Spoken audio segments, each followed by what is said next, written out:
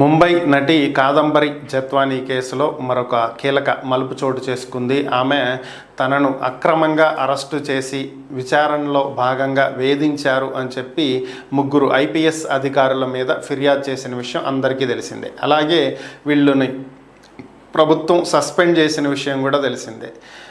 IPS అధికారులు సీతారామాంజనేయులు, కాంతి రాణా తాత, అలానే విశాల్ గున్ని, వీళ్ళ ముగ్గురిని కూడా సస్పెండ్ చేసింది ఏపీ ప్రభుత్వం. అయితే వీళ్ళ మీద విచారణకు ఆదేశించడం కూడా జరిగింది. ఈ నేపథ్యంలోనే తమను అరెస్టు చెయ్యొద్దు అని చెప్పి ముందస్తు బెయిల్ కావాలంటూ వీళ్ళు ఏపీ హైకోర్టుని ఆశ్రయించడం జరిగింది.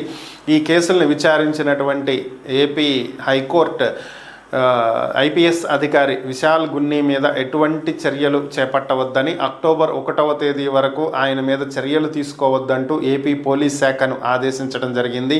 ఈ కేసుని అక్టోబర్ 1వ తేదీకి వాయిదా వేయటం జరిగింది.